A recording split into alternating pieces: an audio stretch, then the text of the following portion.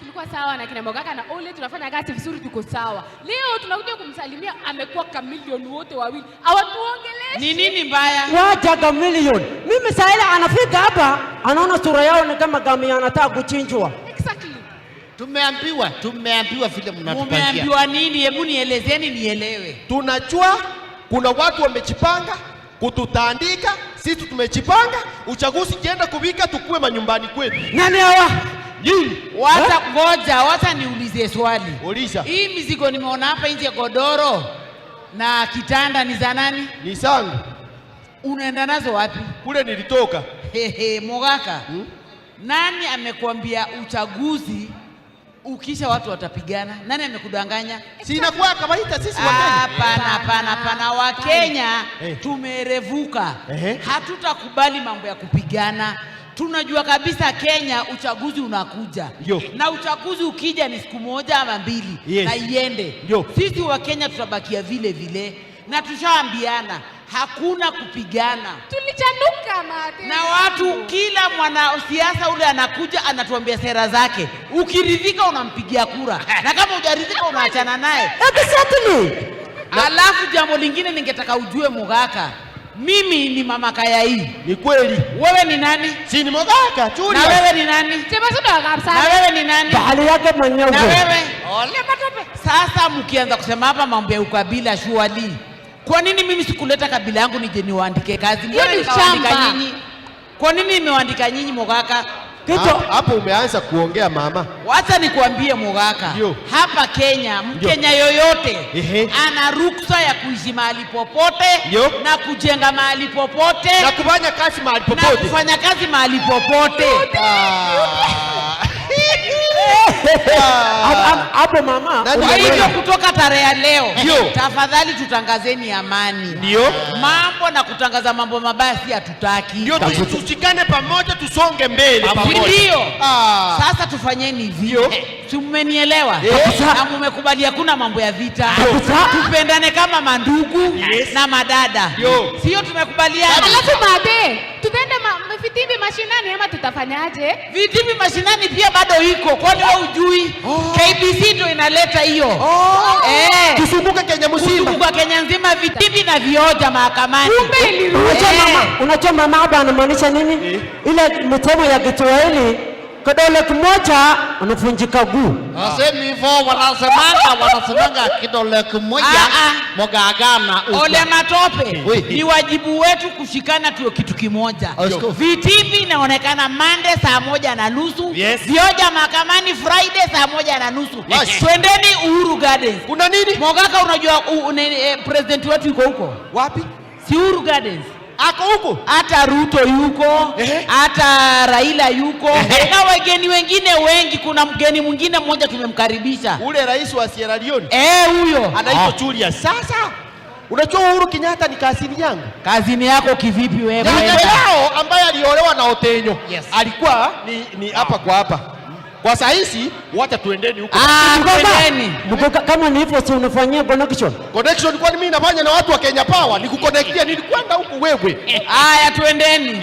Tumeamua kuwa kitu kimoja. Twende mbele na tuende mbele na tujenge Kenya. Karibuni. Thank you.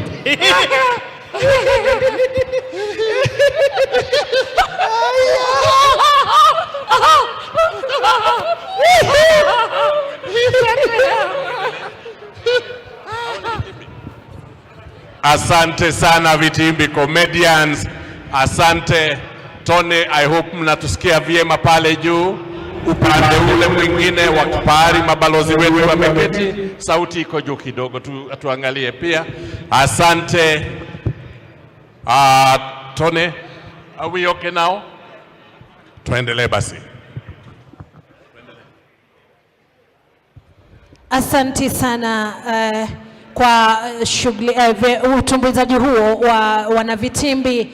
Tuna hakika shukuru kutokana na jinsi munaendelea kutupa tabasamu. Sijui Masawe kama mlikuwa mmesalimia Wakenya jameni, na sijui ni lugha ngapi unaweza salimia Wakenya nazo. Hebu salimia wananchi.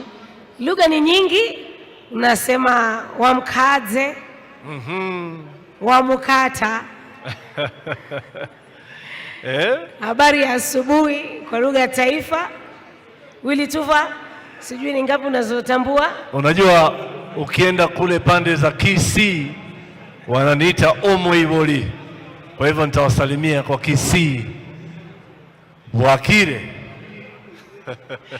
Hakika naona nyinyi ni wazalendo kwa sababu mmebobea kwa lugha tofauti tofauti, kumaanisha mnaweza kutangamana na kila mmoja, na hilo ndilo tunajivunia hasa katika siku hii ya Madaraka.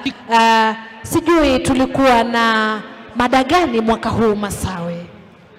Pamoja tusonge mbele, ikiwa ni maudhui, ikiwa ni sherehe ya ngapi Tuva? Hii ni sherehe ya 59 ya sikukuu ya Madaraka, na tunafurahi sana kwamba leo tumefika hapa kwa wingi kuweza kupata burudani na pia kuweza kusikiza hotuba ya Mheshimiwa Rais katika kilele cha sherehe hizi. Asanti sana. Huyo ni mzazi Willy M. Tuva wakiwa na dada Masawe Japani. Kwa sasa turejee kule studioni ili tuweze kupata burudani kidogo la majaribio ya sauti ambayo itatumika baadaye. Tafadhali DJ, tupe kibao hicho.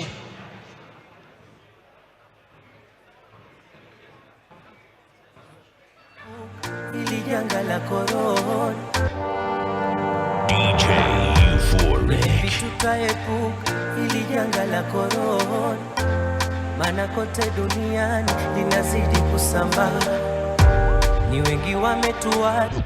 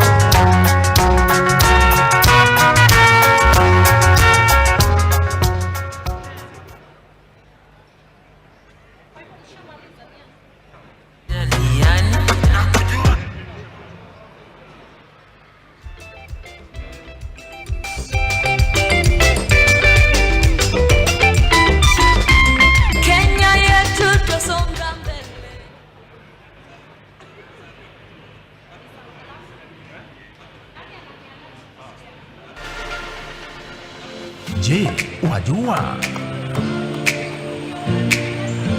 wajua kuwa Rais Uhuru Kenyatta aliapa kipaumbele marekebisho ya kuboresha usalama wa taifa pindi tu alipochukua hatamu za uongozi?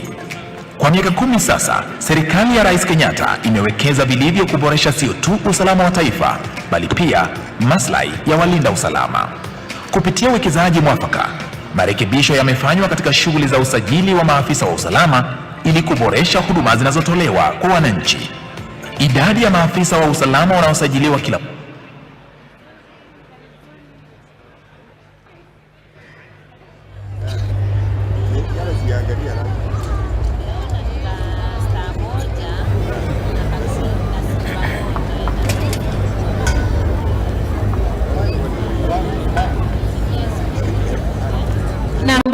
ya Madaraka, siku ambayo sisi kama Wakenya tunaijivunia sana kutokana na namna tuliweza kujitawala na kupokea nafasi ya kufanya mengi ambayo tunaendelea kuyaona katika taifa letu. Kwaya ya Ikulu ni kwaya ambayo ilianzishwa rasmi mnamo mwaka 2010. Ni kwaya ambayo ina muungano wa wafanyakazi wa kule Ikulu, wakiwemo hata maafisa wetu wa polisi, vile hata makarani na hata watoto wa wale maafisa ambao wamejitolea kuwa lazima wanoe talanta zao za uimbaji. Ni kwaya ambayo vile imeweza kutambulika sana kutokana na zile nyimbo ambazo wanaziimba, nyimbo ambazo huwa kwa sana ni za kusifia taifa letu na vile nyimbo za kizalendo. Tafadhali mkiwa tayari, uga ni wenu.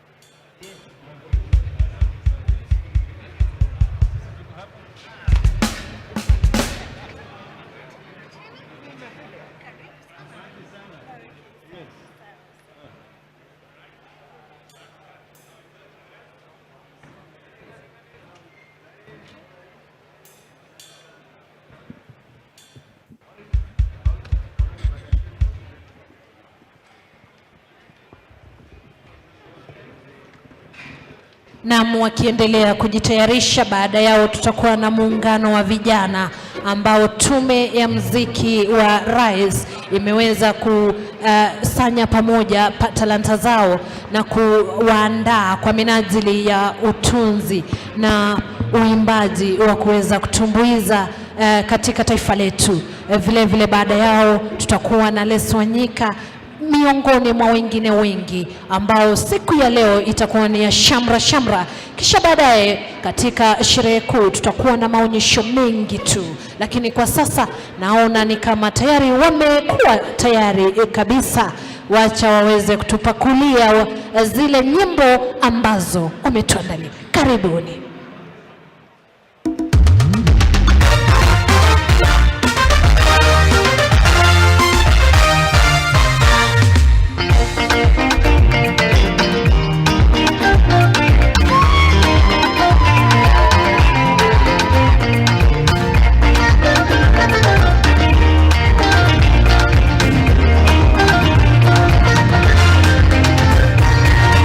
Watani pale, ipaji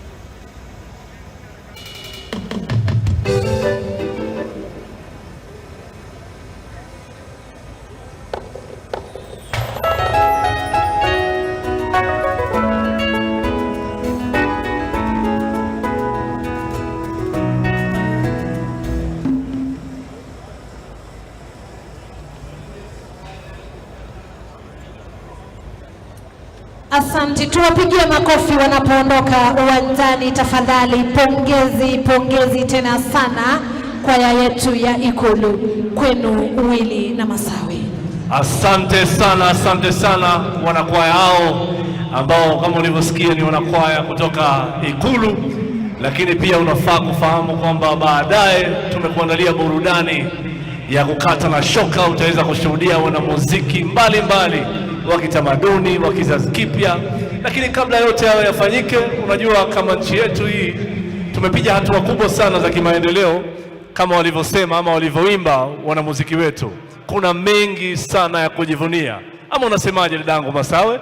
Hakika kwa kweli kabisa, maendeleo ni mengi na ndio maana tumejumuika pamoja siku ya leo Madaraka Day.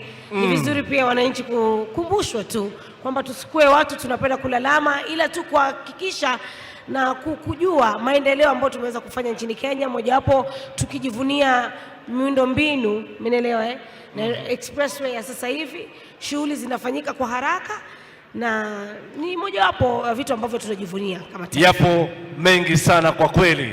Wengi mmeona barabara ambazo zimetengenezwa sasa hivi, unasema kwamba mambo ni nywee, kila kitu kiko sawa. Sekta mbalimbali zimekuwa na maendeleo ambayo yanaonekana, ikiwa ni katika hata bandari, viwanja vya ndege.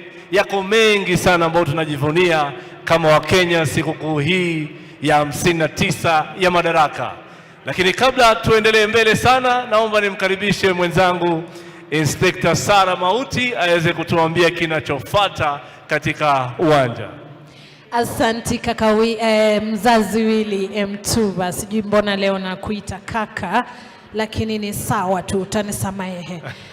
Mkiwa na dadangu hapa Masawe Japani, tutaendelea kuwapokeza wananchi wapendwa ambao tayari wamejimwaya katika uga huu wa Uhuru Gardens, miziki kochokocho. Kwa sasa wale ambao tunawatizama kutoka upande ule wa studio si wengine bali ni vijana ambao wameweza kutolewa katika kaunti tofauti na tume ya muziki ya kitaifa, ama ukipenda the Permanent Presidential Music Commission, ambao waliweza kugundua kuwa vijana wana talanta ambazo kwa njia ya kipekee wameweza kuzipalilia, na hivi karibuni zitakuwa ajira kamili kwa vijana hawa.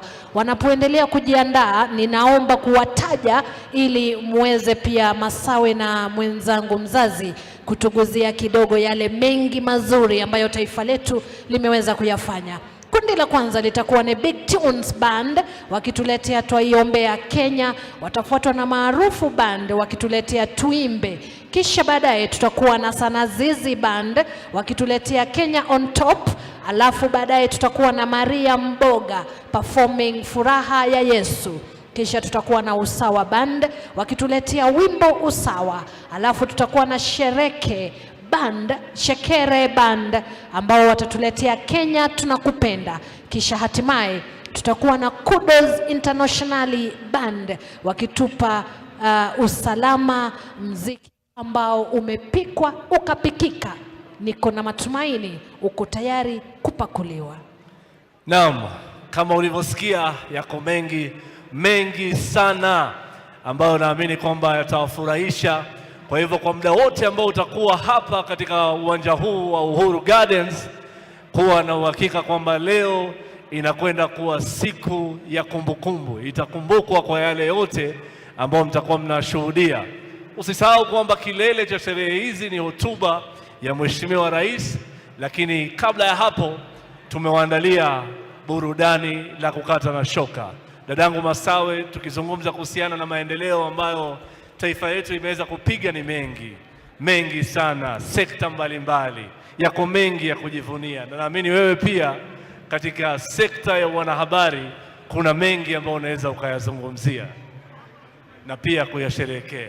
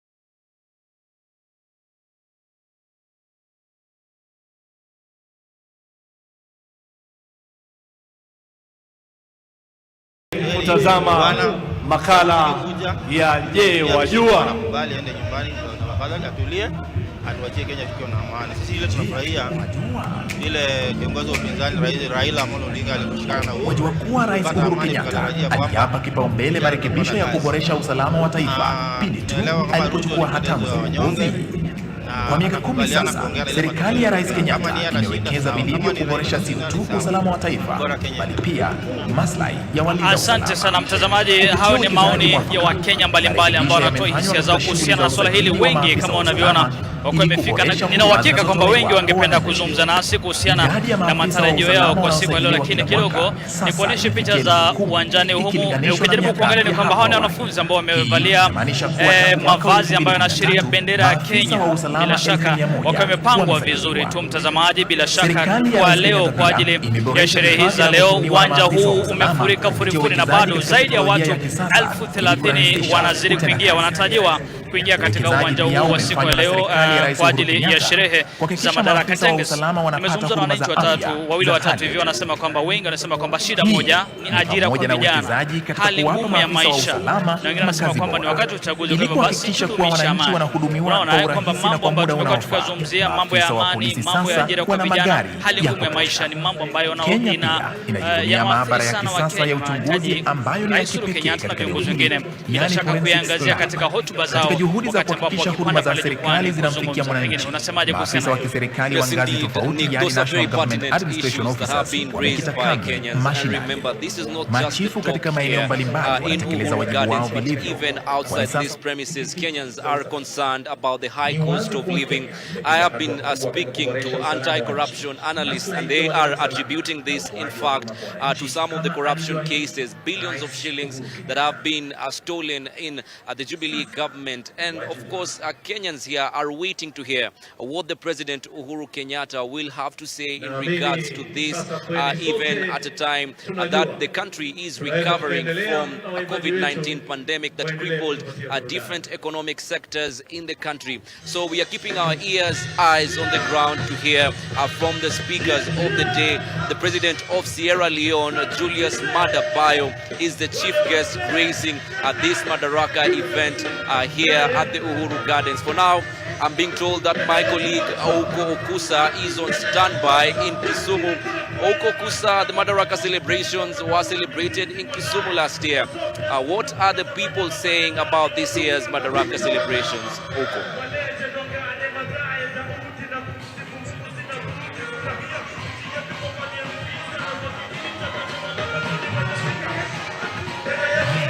Well, of course, as you can hear in the background, the celebration here in Kisumu have already kicked off, even though the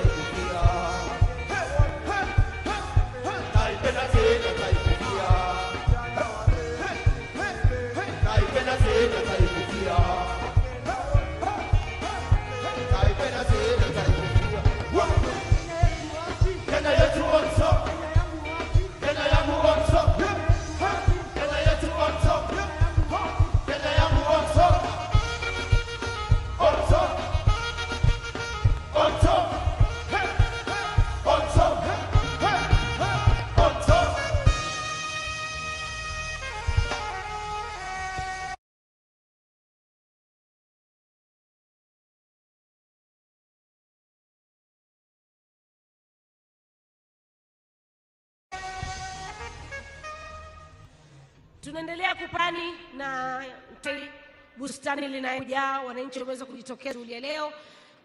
Maudhui ya mwaka huu, moja, tusonge mbele, tuendelee na burudani.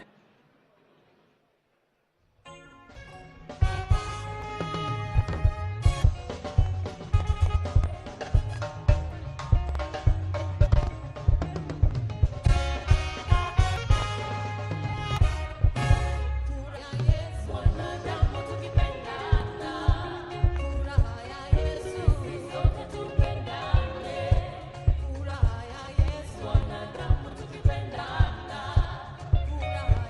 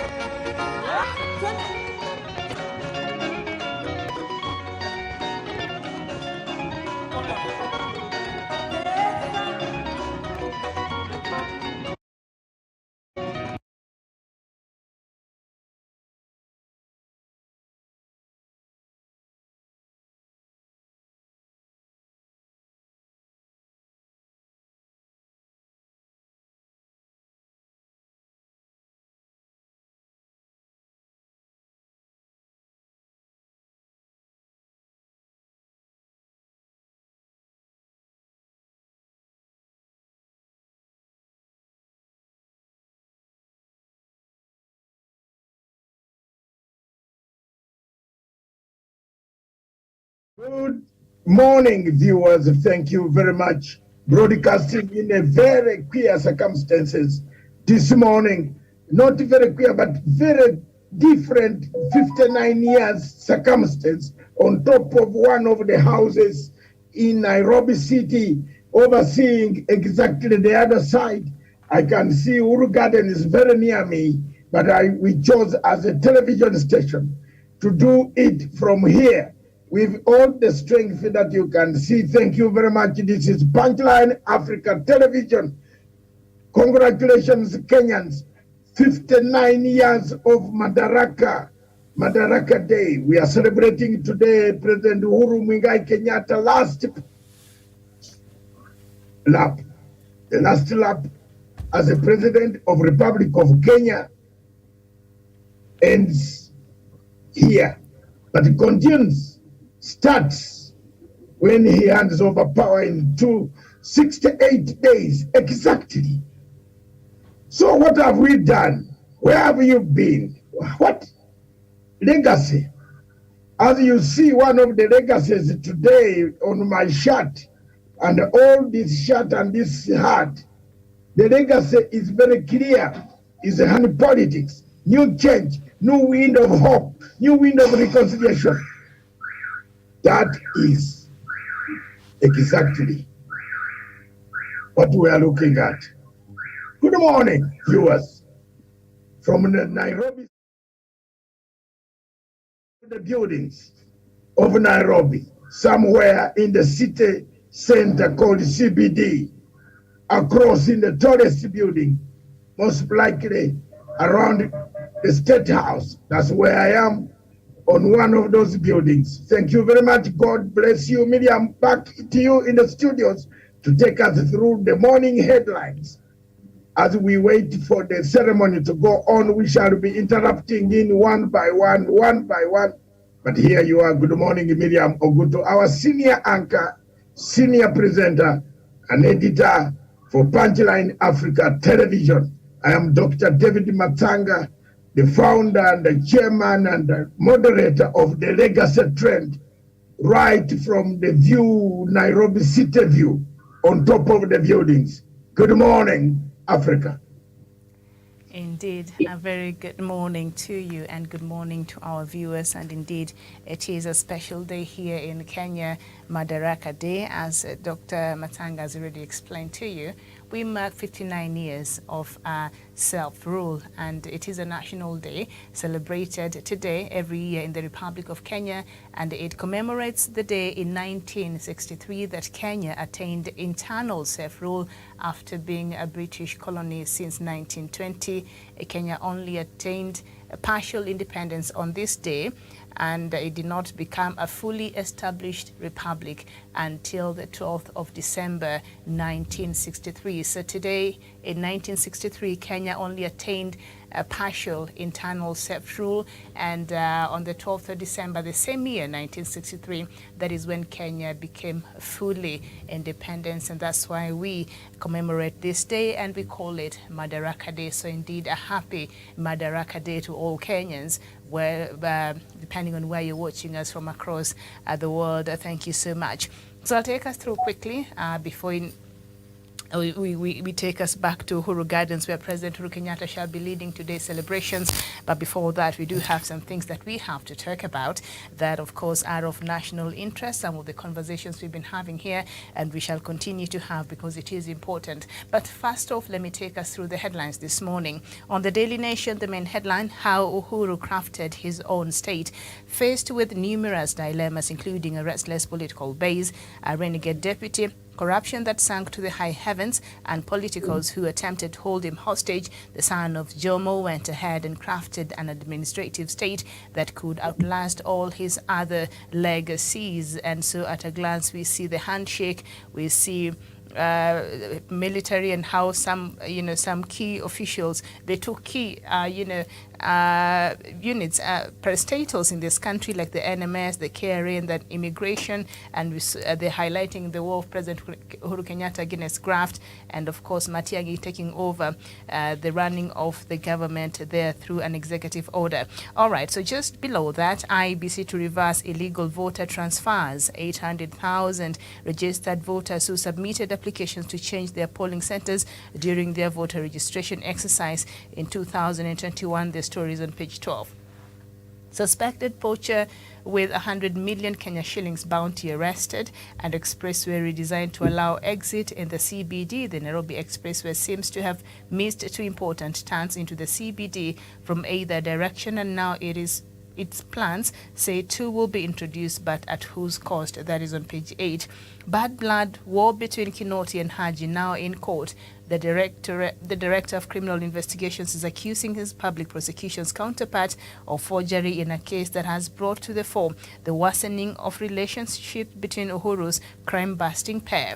Okay, not very good news, but let's look at the Star newspaper. The main headline: Uhuru's delicate balancing act in his final holiday. President expected to dwell on legacy transition at Madaraka Day celebrations, coming at a time he does not see eye to eye with his deputy William Ruto. That is on page 4 and 5. DP Ruto tells Treasury to quickly clear pending bills. That is on page 7. Raila to make public 100-day plan next week. That is on page 7. And third of youth in cities hooked on tobacco. That is on page 10. The Standard newspaper: integrity blow as Chebukati clears Waluke.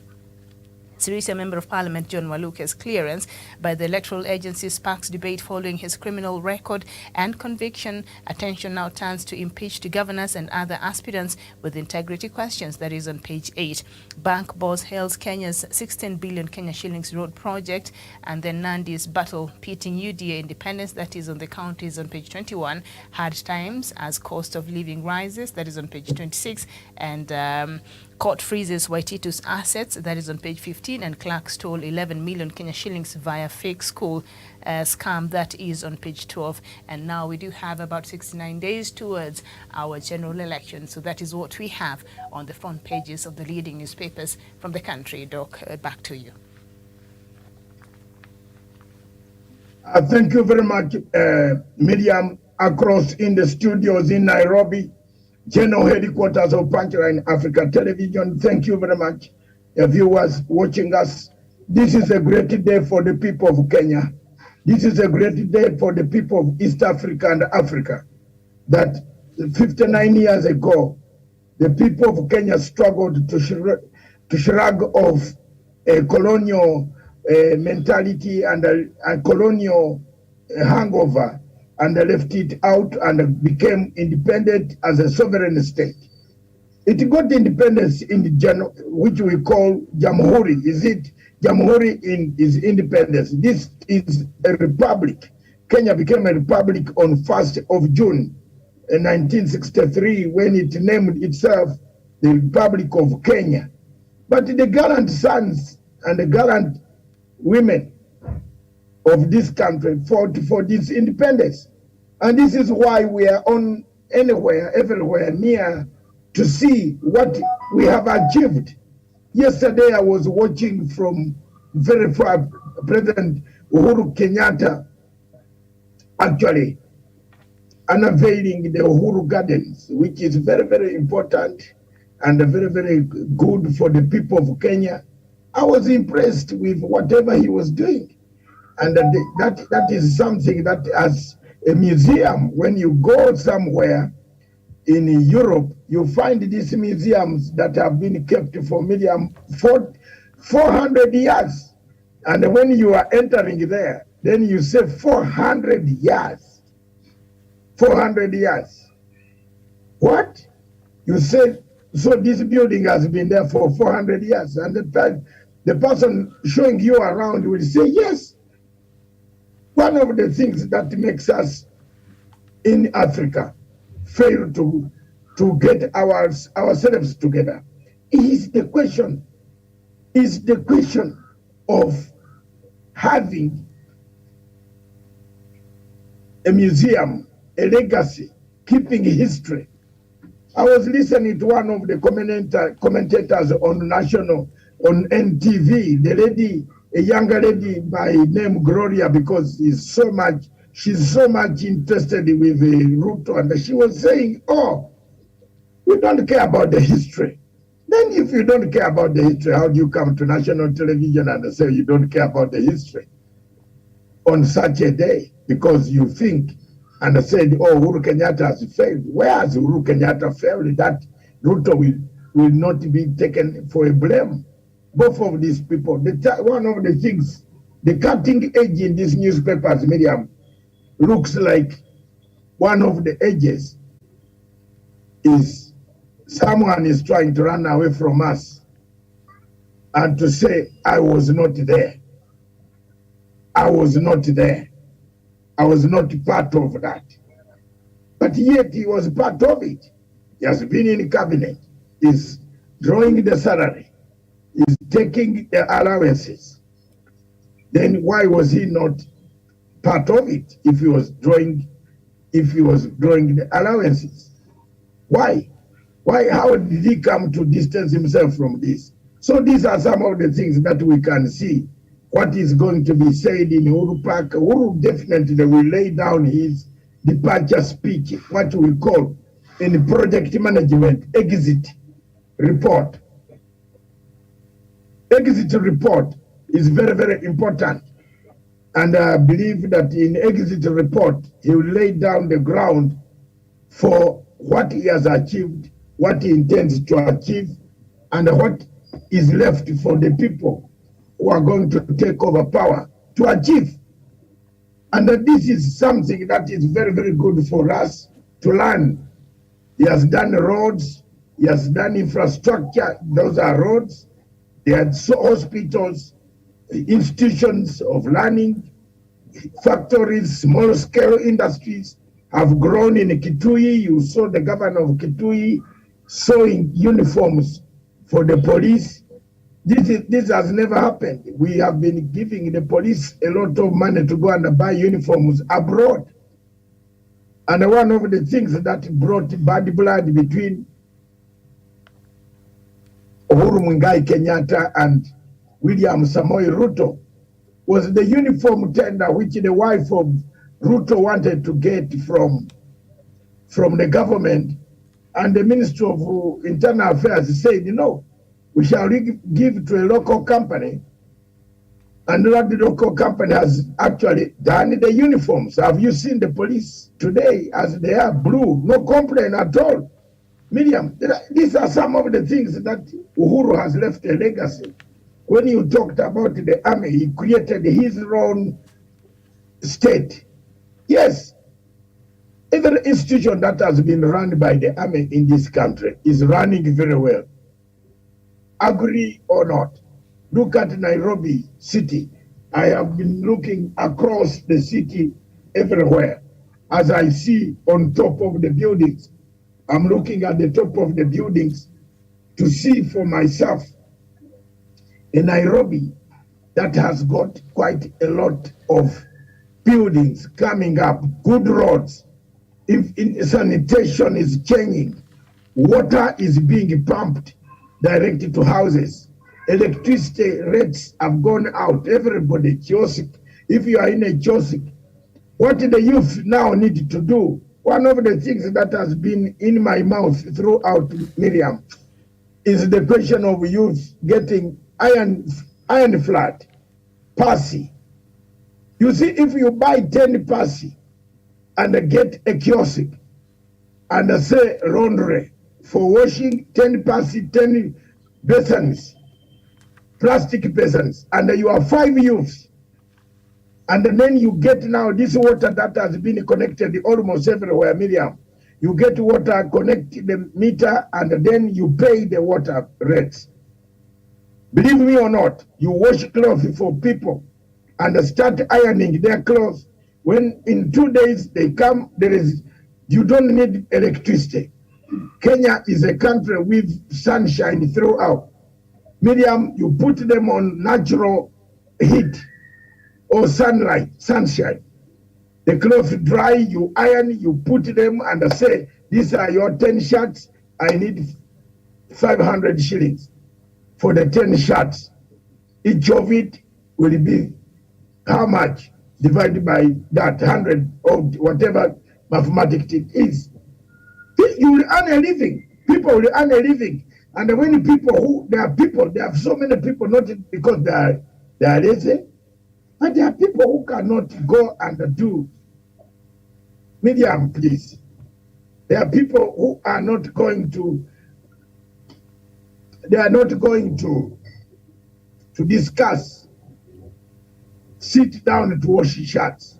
You can get something out of your own creation of employment. That is exactly what the situation is.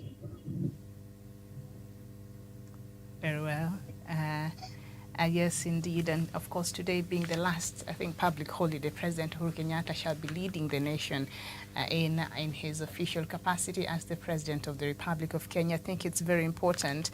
And when you look at even the venue that this event is being held today, I think it does hold some key significance. This is where Kenya's flag was hoisted when we got our independence. That's why it's called the Uhuru Gardens, and Uhuru means, freedom.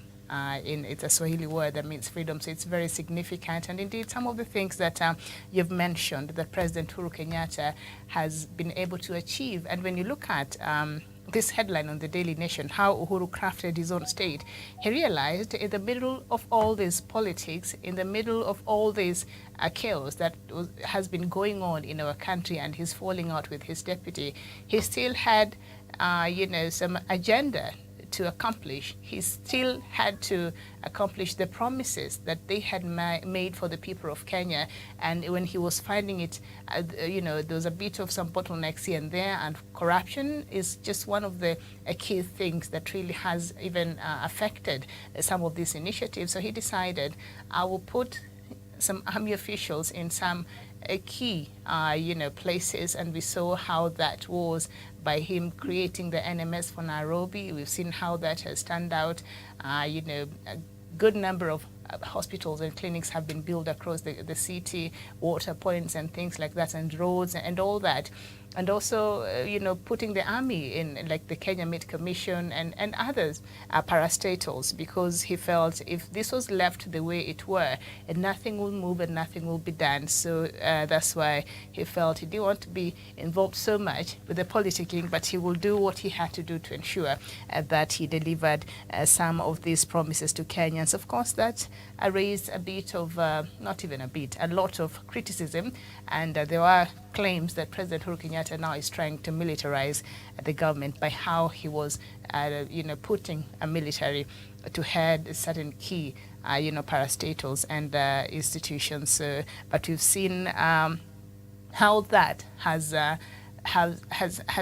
transformed, or rather has delivered, and maybe that will be left for Kenyans to judge. If at all these military officers that were put in these key parastatals, how much they've been able to do, and if at all that was a good move. But President Uhuru Kenyatta was convinced that that will be the right way, if at all he was to deliver some of these key things that he had promised the people of Kenya. And of course, he will be remembered, the expressway that, a lot of Kenyans criticized. Until today, so many Kenyans still criticize that expressway.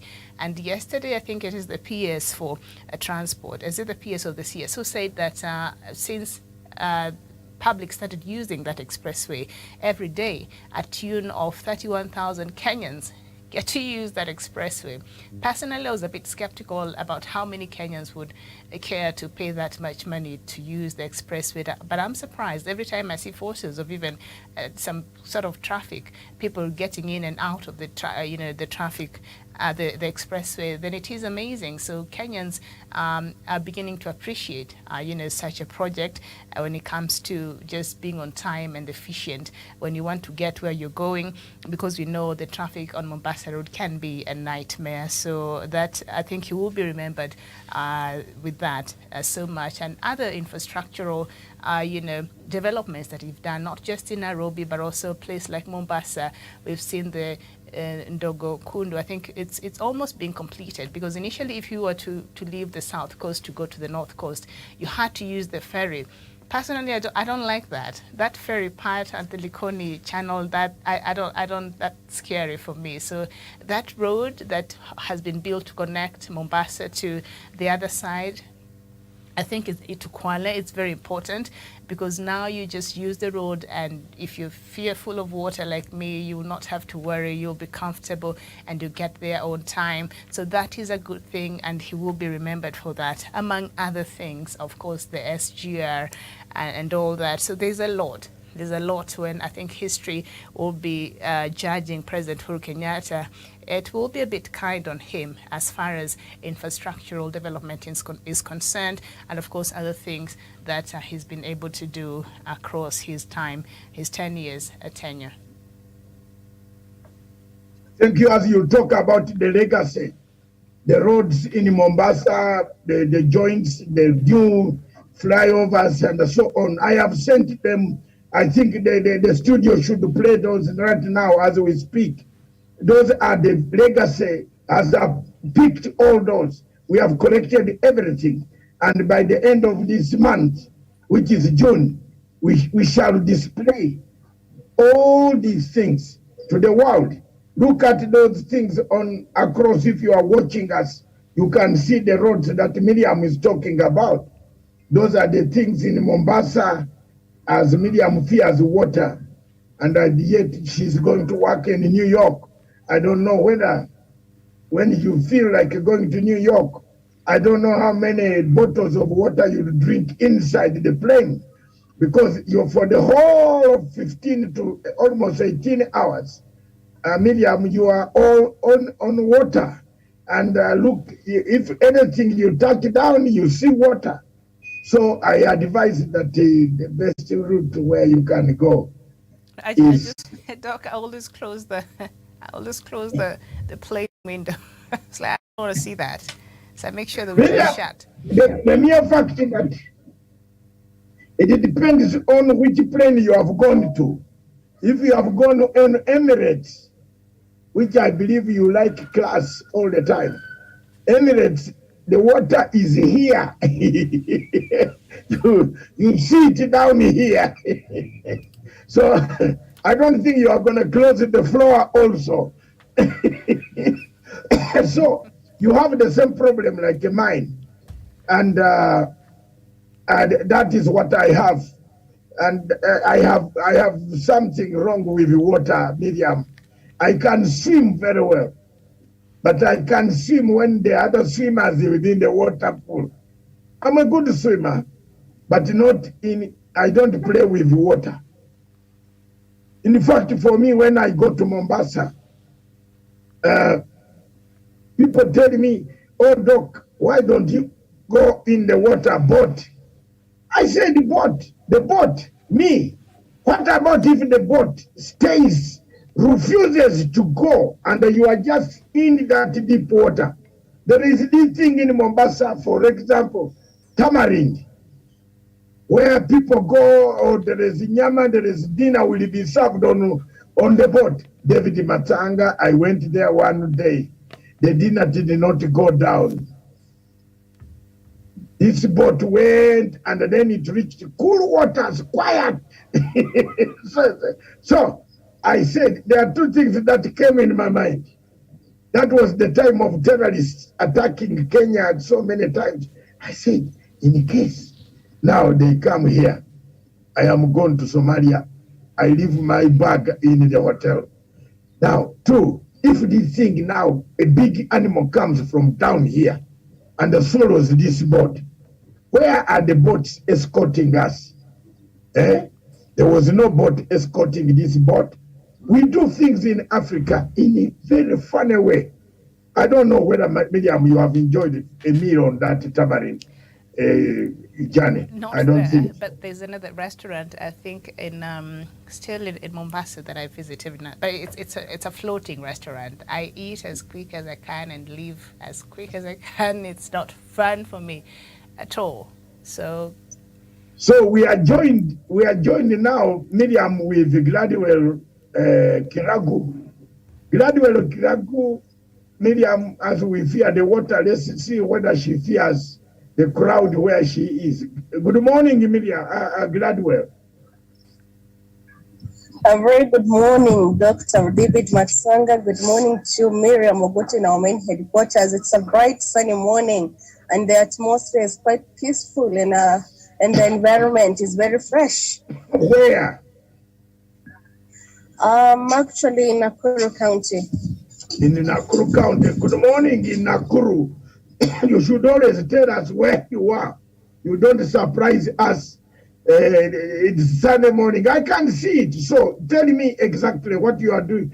What is going on with the legacy, the projects, the roads, what happened in Nakuru, because you are on a survey mission to tell me what points that President Uhuru Kenyatta will score in Nakuru. Indeed, Doc, this morning I'm pleased to inform you that, in Nakuru it's a place, I'm also in Rift Valley, it's a place whereby doing a survey is a little bit tricky, but I'm happy this morning and I can actually respond without fear that the people here are proud of Uhuru's legacy. They're proud of what Uhuru has done, and they're always saying that when Uhuru retires, he'll be the best president they will ever miss, a very humorous president, a very entertaining president, a comic president, and a president who has worked for the country and delivered. And also Nakuru, the roads here are good. From where I'm standing, I'm trying to find a place whereby the sun is not that scorching for me to open the live, for me to open the video. The sun is so much scorching here. And yes, the roads. But you have the legacy cap. Why don't you put on the legacy cap like mine? Yeah, I have it, but the sun is scorching. You won't see my face clearly. I've tried. We are interested in the voice now, not the voice, not the heart, the face. We want to hear the voice.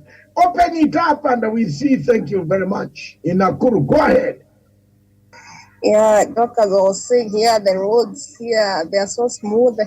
The traffic here, it's something of the past year. The people are always finding the business, they're up and down.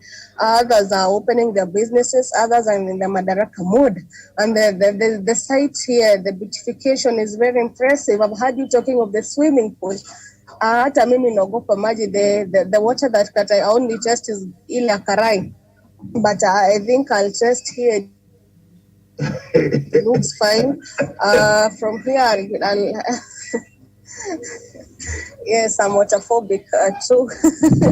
Yeah, Miriam, I've heard you talking of the floating. Yes. Yeah, the hotel that Miriam was talking about is the floating moorings in Mombasa. Yes. Yeah, so I'm also a waterphobic. Yeah. Yeah, but Nakuru is a county. You people should floating. People telling me something new which I don't know. Floating what? Restaurant. It's called floating. Moorings. It's a restaurant called Moorings. Floating Moorings. It's very nice. Mombasa. Yes, everything is floating in water. No, I have only gone to one of the hotels that moves around in Singapore. You can eat food in Nairobi while you can disembark in Naivasha. Then you should visit that one in Mombasa. And you know Singapore is on the ocean. It's an island built on an ocean. But there you can, Miriam, that hotel moves. You don't feel it. But this one of the one you are talking about in Mombasa, this is a hazard waiting in happening. This is a danger that you are eating food there. Mimi David Matsanga hata unampatia milioni moja haki ya Mungu. Daktari hawezi kuingia huko. Yeah, it's in Mutwapa. It's just beside that, that Mutwapa bridge. Yeah. But anyway, yes. So how did you go there? You went there. I've been there several times. I actually love the food. It's the food that takes me there. But why don't you then love the water? Enter the water. No. Allah. So, gradually, you have been to this hotel also? Yes, I was once there, and yes, the food is very, very nice, and the environment there, it's very serene. It's good. I think and the beautification. As we begin the country tour, last lap of the country tour of finding out the projects, this is one of the projects, Miriam, that you should direct us while we are in Mombasa in a week to come from now. We shall be combining quite a lot of things. And let's see this Mutwapa underground operation. Underwater. Is there somebody who... So how are the things across Miriam? Let's go cross over to Uhuru Park. Is it Uhuru? Uhuru Gardens, and I see Gardens. it appears President Uhuru Kenyatta, I think, has arrived. I can see the Kenya Army, they're there. President Uhuru Kenyatta is at State House making his way to Uhuru Gardens. And I've seen other dignitaries have already arrived there. And so let's just, once President Uhuru Kenyatta arrives, then we can move to there.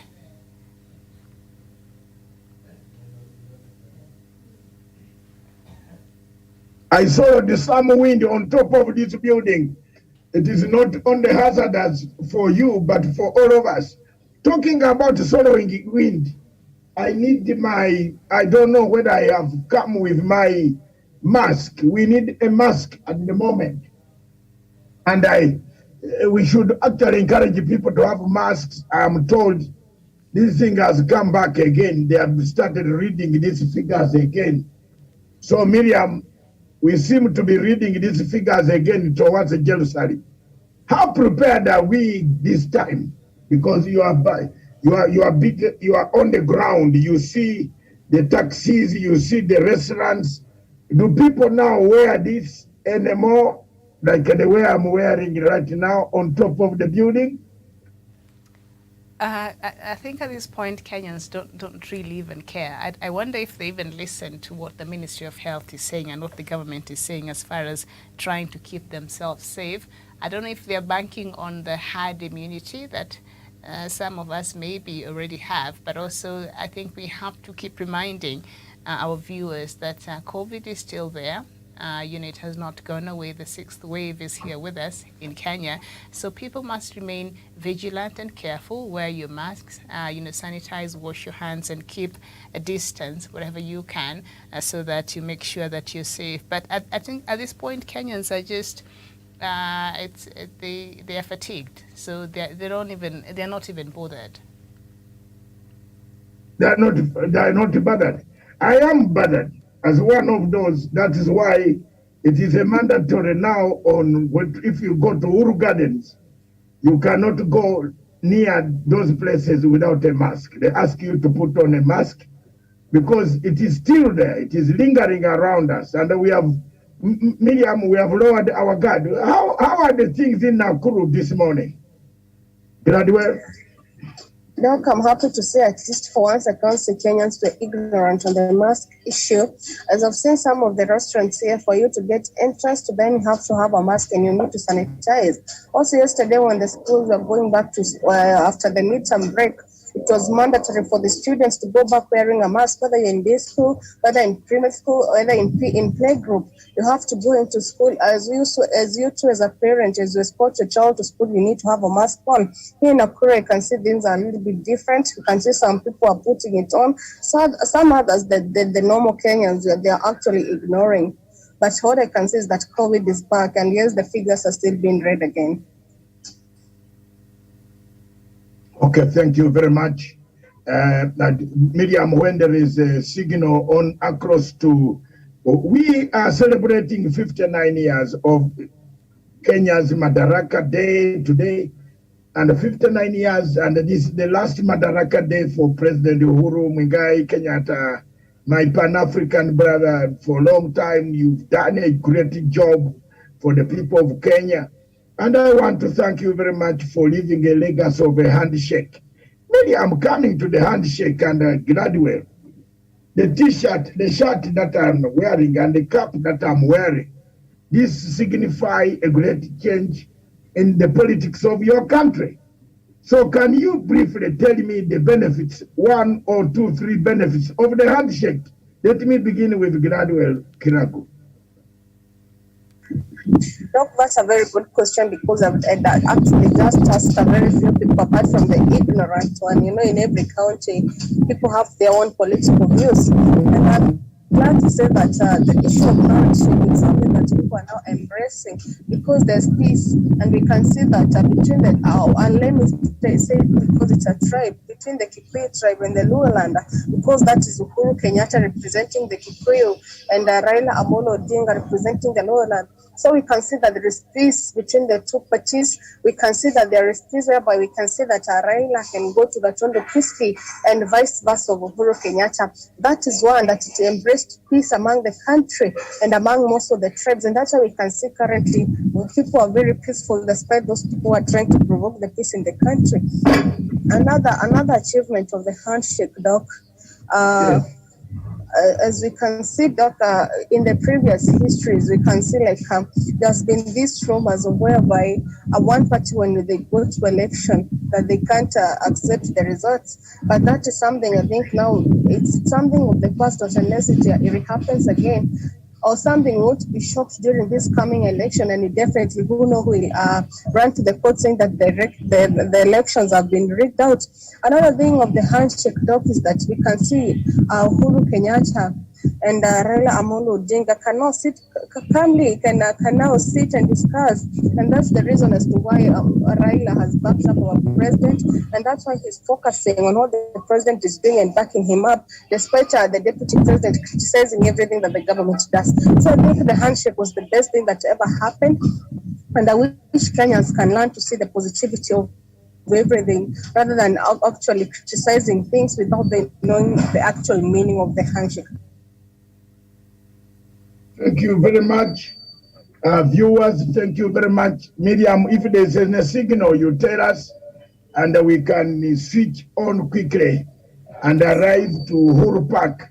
But at the moment, right now, in Nairobi City View, on top of the city, I don't know whether you, Gladwell, or wherever you see, you can see the other side.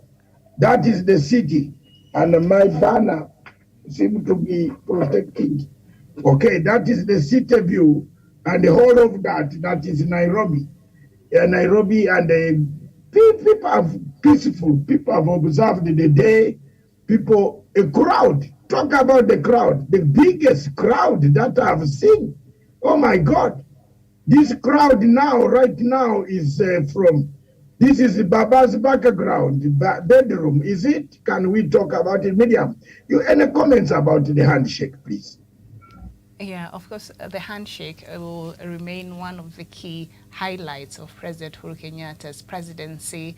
Of course, the aim of this was to end the acrimony that we've seen spew out. I think in 2007, that I think is when we really started having problems in this country. But before then, we still had other underlying problems. I think dating back to, after, getting independence, which we're celebrating today. And so the 2018 handshake of President Uhuru Kenyatta and opposition leader Raila Odinga is very significant, and I think will forever remain as one of the key highlights, as I've said, of President Uhuru Kenyatta's, legacy, because after that we saw some calm return to the country, and we saw some Kenyans who were afraid to even visit or start business or go to other parts of this country after what we saw happen in 2007, 2008 post-election violence. We saw that Kenyans are beginning to feel comfortable. You don't have to, to be of a certain surname for you to be at a certain place. And we've seen that.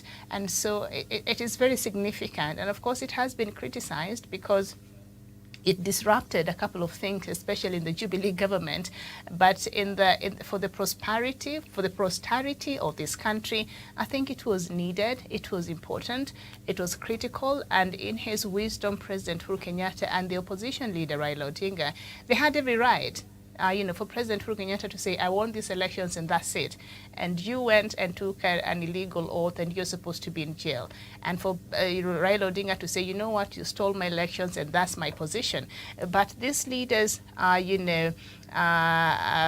gave up their positions. Of course, the President Uhuru Kenyatta is still the president, but they give their right to be right. in that regard, and they put the country first, and we saw them come together for the better good of this country, and we have seen how that has actually transformed even their supporters, the supporters of President Uhuru Kenyatta, the supporters of Raila Odinga, and we've seen some unity, we've seen some semblance of peace, calm and calmness in this country that also has enabled President Uhuru Kenyatta to achieve his legacy quite peacefully, of course, despite the disruption from his own deputy, and that has been significant. And President Uhuru Kenyatta himself said that handshake is just one of the key things that has been able to give him sleep. He can sleep at night, knowing not one part of the country will be on fire the next day, but that has given him peace. And hopefully this is something that even the next leadership will build on, the importance of uniting Kenyans, the importance of having all Kenyans feel as if they belong to this great republic, and not one section of the country feeling, I don't think I'm represented there. I don't think I want to be part of this. Remember, before that handshake, Raila Odinga and his supporters were ready to create their own country. But now you don't hear that. We are all united, and we all want to continue building this great republic of Kenya. So I think that was significant.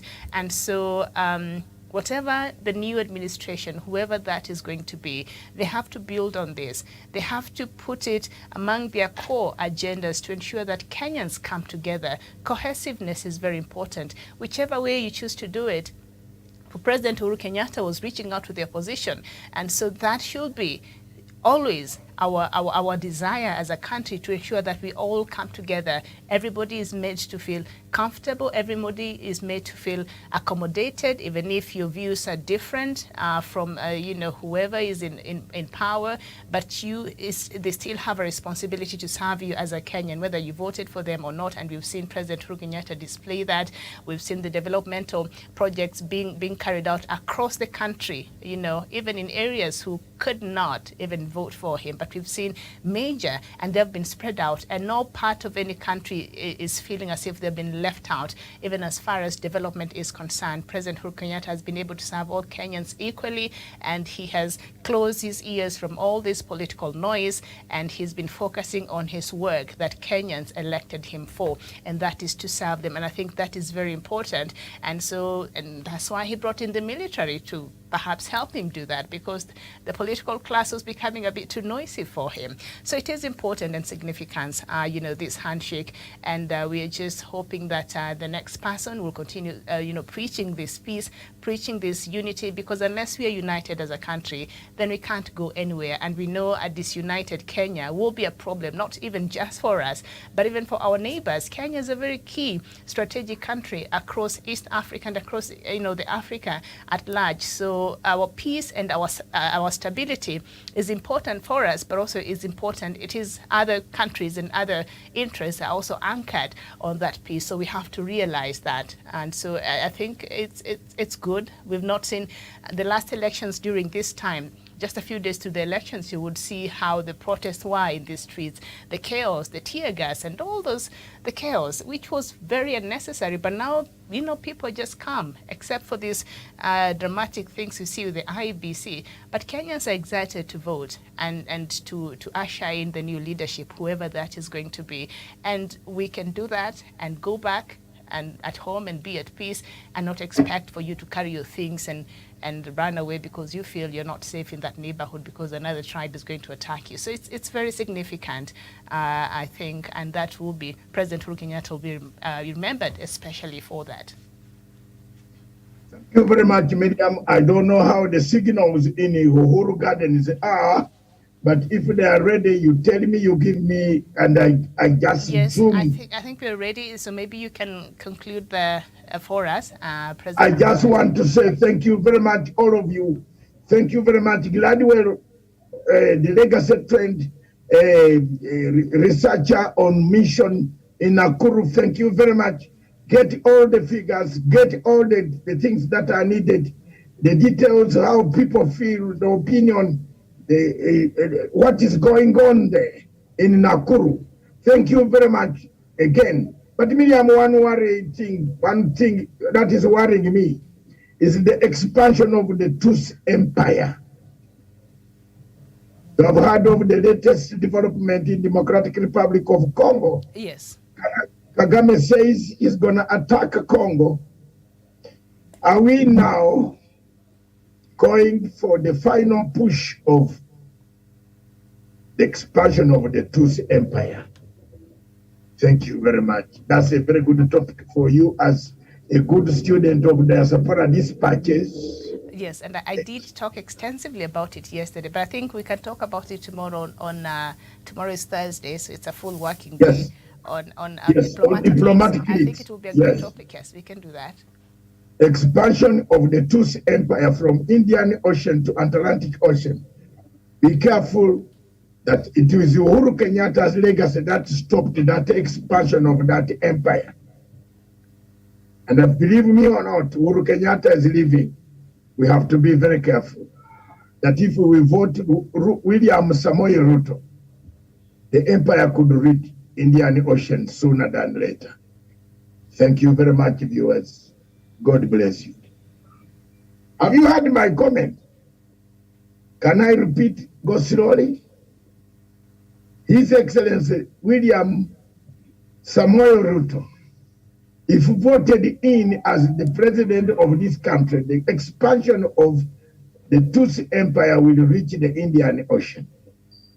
It is President Uhuru Kenyatta that had stopped the political malaise of expansionism that has seen stretch of hands across the continent of Africa in form of search for territory and adventurism, plus conquering, creating an empire. There you are. Isn't it Uhuru? It was Uhuru. Remember Uhuru, when he came to power, nothing significant has been done against Kenya. You remember Miriam? During Kibaki's time, an island was annexed. And but Uhuru stopped, has never allowed any Kenyan soil to be played about.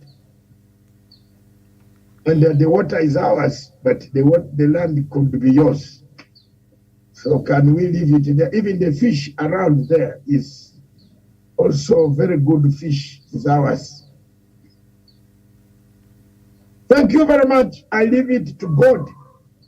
And always, Miriam, it is a very good saying, Sir Winston Churchill said, and allow me to say it here, that the worst mistake any human being would do or commit, the worst mistake any human being would commit is to forget the history of what happened yesterday. I think Sir Winston Churchill said it. I'm just looking. That is the interpretation I picked from his saying, that the worst thing that a human being would do is to forget where that human being has passed and come from.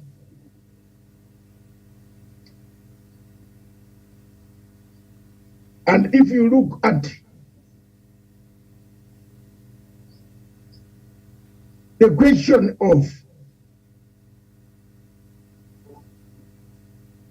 what we are going through in Kenya, we seem to be repeating the same mistakes. It's the worst thing one can do. Chebukati could not come here and tell us that now he agrees there is a very bad thing in it. But we have been saying 4 years ago, from 2018, I've been singing that there is something wrong with the Electoral Boundaries Commission. Now we are 2 months and 80 days to an election, Miriam, my daughter's on this platform. A chairperson of the Electoral Commission is coming us to tell us very dangerous disorganizing, heart-depressing news that the people were transferred. How are you going to bring them back to vote in the areas they have to vote? Isn't it already a gerrymandered?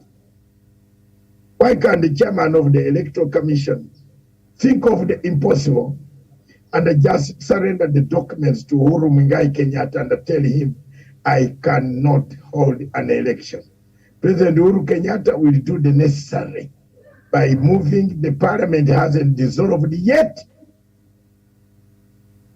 telling the parliament in the Independent Elections and the Boundaries Commission cannot hold the elections. And given that permission, the parliament will give him power to extend. Meanwhile, the parties sit down and form who is going to conduct these elections. You think a scenario could arise? Do people have personal morality? Personal responsibility? Where you are bought 15,000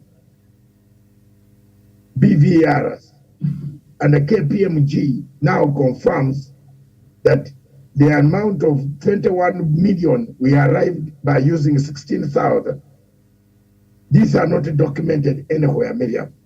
Whose BVRs were those? Those are the questions that linger. I am not Kenyan. I am a Gentile preaching to the Jews. But even when you are in Philippa here, it could help us. That is where we are. Let's switch on to Uhuru Gardens. Thank you very much, Miriam, for hosting us this morning from the general headquarters in Nairobi. And thank you very much, Gladwell Kiragu in Nakuru. Any last message for Nakuru people? All I can say, I'm proud of their remarks. You are proud of which remarks? I'm proud of their positivity and their remarks that they actually, there's a new slogan, I don't know if you've heard it, that during 2017, the yellow coat was an undercoat. Now it's time for us to put the blue coat as the top coat, which means that is the final coat that is put in a building that is being built. Hence, what they are saying, what it means is that Azimio is the winning team. It's the final coat. Okay. What about my slogan, which I introduced, Tawe, Ruto, Tawe? Actually, here, I think... It's becoming a dance, Tawe. When you introduced it, I think the Uhuru people, I think you directed it to them. Uhuru, yes. Ruto, Tawe. Raila, yes. Ruto, Tawe. You know, you danced, Tawe. Have you seen how Budalangi, Bunyara MC danced? Head, Tawe.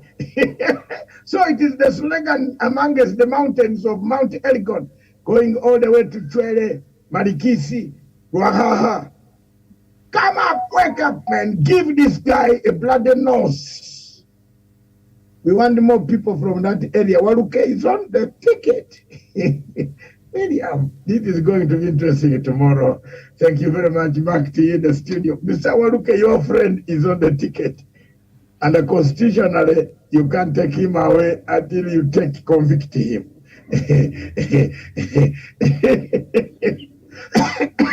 There you are. And he's going to bring, by the way, he's going to bring a lot. Convicted? Was he not convicted? Yeah. But you know, he's going to bring a lot of votes for Azimio, so let's not damage him more than that. But it's very, very unfair that Mr. Oluke quoted the Constitution yesterday. So these are some of the things that are glaring in this election. God bless you, Miriam. God bless you, Kirago. Yes, you want to say something? Go ahead. No, just President Uhuru Kenyatta is quickly approaching. I see him at the Ambreve University. I think that is also he's on Langata Road. He's making his way. So he hasn't He's reached almost there. there. He's maybe a minute or so away, so he's making. So let's see me, Gladwell, anything Tawe there in Nakuru. When are you returning home? Tonight? Yes, Doc, and actually I've seen few posters here, and some which indicates Ruto here. They have been toned down and put down, but I can see some saying Ruto Tawe. And I've interacted with a few number of people here, and what they are saying that they can't vote for mistake that has eaten up for the last 5 years. He's saying that Ruto did nothing when he was in the government, and what he did is criticizing. And again, what his deputy, his running mate, the Bwanamuita Naibu wa Rais, not the rice but the rice mchele. That is what they are referring here. What he's saying is that the only thing he's thinking is how they will accumulate money, hence people will suffer under their hands. And so somebody just asked me, according to me, in whose hands are we safe? And somebody concluded and said, as I think of my answer, can I know that Ruto Tawe? Okay, Ruto Tawe. Everything that you do, everything that you do, Tawe. Hey, slogan is going stronger, Tawe. Tawe. Tawe. Yes. Thank you very much, viewers. I love the day when Raila will be swearing in. That will be the day that my jet will be at Wilson Airport, ready to take a holiday to Victoria Falls. And then return when I'm fresh to continue with my Pan-African duties. Thank you very much, viewers. God bless you. By the way, Miriam, are you going?